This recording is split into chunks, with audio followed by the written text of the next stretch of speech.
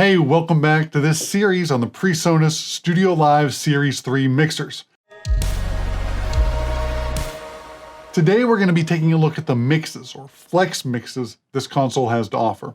It offers you a lot of flexibility, which is probably why they named it that, but let's take a look at the different settings and how you can use it to best serve your needs. Hey, if you're new here, my name's James and I help sound techs save the day by eliminating distractions and helping you set up your gears so that it's working for you, not against you. If that's you, go ahead and mash that subscribe button. So we're talking about the mixes, or aux sends, or buses, or matrices, or whatever else you want to call them. So these flex mixes, they're very flexible. You can set them up in 3 different ways, and then there's a few more parameters even within those. There's the aux send parameter. So we can set it to aux send, and that functions just like our aux send like we have on our analog console with all the knobs up there. Basically, we get to use our faders instead of those knobs. We can also set it up as a subgroup, where these are now channels just assigned to that group, and we get to send it post-fader, post-processing. We don't have any other parameters to choose when it's in subgroup mode. It's either assigned or it's not. And we can set it up to be a matrix. A matrix is like an aux send, but we can also combine our output channels going somewhere else as well. So let's say we want to send our stereo bus someplace, but we also want to include, say, a talkback channel. We can group all those together and send them to a green room backstage so that people know what's going on and they can hear the full mix as well. To change the mode, you can select the aux, sub, matrix over here by hitting mix 1. I've got mix 1 and 2 stereo linked already. You can see that with that button there. And then we hit the little gear wheel at the top and we can select which mode we have. And it changes color over here when I select those different modes. So matrix is green, subgroup is blue, aux is yellow.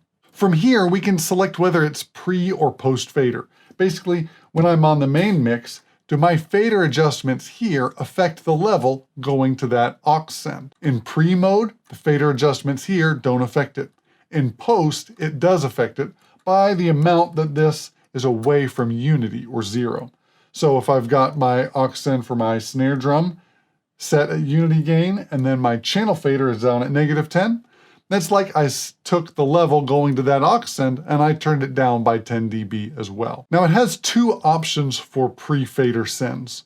It can be either with only the input processing, so the input delay, the polarity switch, and the gate, or it can include the compression, EQ, and limiting, and that's what they call pre-2. So those are 2 different pickoff points, if you will, where you can either send or not send that processing to that aux send. Pre-1 would be more beneficial when you're running monitors someplace, or you don't want every EQ and compression change that you make here to affect how someone is hearing themselves.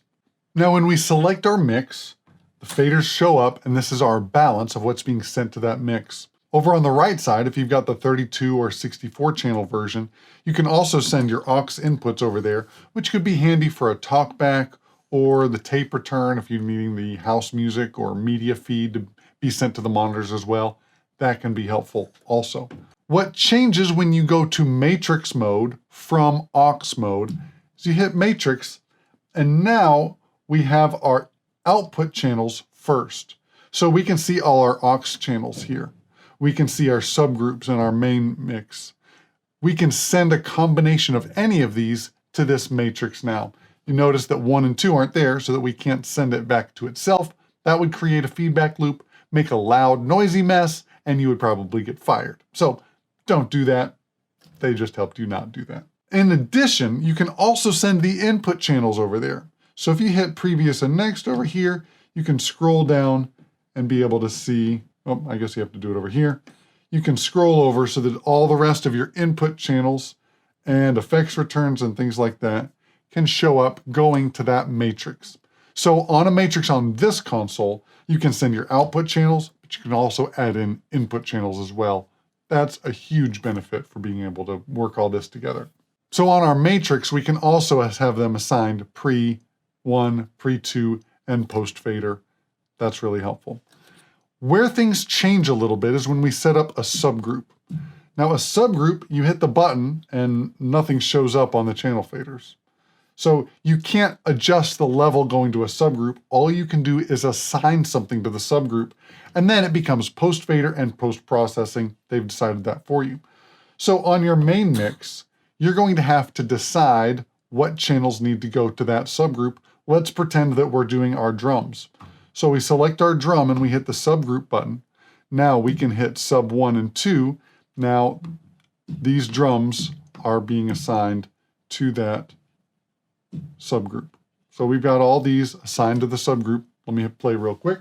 So we've got our band inputs coming to the main mix, but we also have this subgroup that is assigned, and we can either assign this to the main or not. So we can take it out of the main mix, or if we turn it on to the main mix, now we can have that boosted up as well. So you can also see when I'm on main mix and I've got my faders in one spot, now I switch and hit that, I can see the channels that are assigned there, but moving these isn't independent of the faders on the main mix. So I go back to main mix and the faders stay put.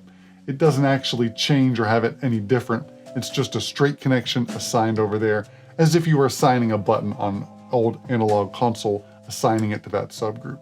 The other thing about being in a mix mode or having the sends on fader is that the master fader now becomes that aux master. So if I turn this down, there wouldn't be anything going out. If I wanted to have parallel processing, I could select this subgroup and maybe I put a compressor or a limiter on here so that I could compress my drums separately and have that extra way of processing things before going to the stereo bus. Now, as it stands with this subgroup, I've got to assign these channels assigned to the subgroup and to the main. So if I wanted to have full control, everything going through that subgroup, on my main mix or wherever else, I could unassign these channels from the main, and now they are only going through that subgroup. If I go over here to my mix masters and I pull this down, then there will be no drums getting to my main mix. So hopefully this makes sense. We can route it through the subgroup, which can be assigned to the main bus, and unassign the input channels from the main bus. This way we have all of our audio processing going through this one thing. This can be helpful if you need to make sure that nobody gets hurt by putting a limiter on something where maybe something comes unplugged, or you're worried about something popping through the system. You can have that extra bit of protection with the limiter on there, or add EQ or compression to taste. So there are two ways to select the output master and get it into our fat channel control, whether that's a matrix, a subgroup, or an aux, or auxes, or auxin. I'm not sure what the plural is there. But we can get to it two ways. We can select it over here, and then that comes up on our fat channel control. We can adjust our parameters there.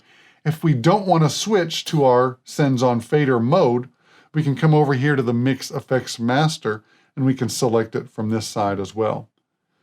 If you want to get to the second group, you can hit Next, and we can get to 9 through 16 over here. If you're on the 64 channel version, you can keep going and keep going because there's more and more and more.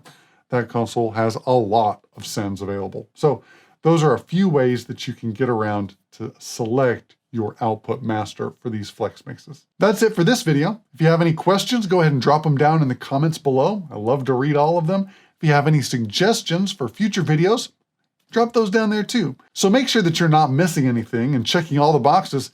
Download my sound check checklist through the link in the description down below. Don't forget to mash that thumbs up and hit subscribe. And remember, it's all about the low end, avoid the sound tech solo, and nobody leaves humming the kick drum. We'll see you back here next time on Attaway Audio.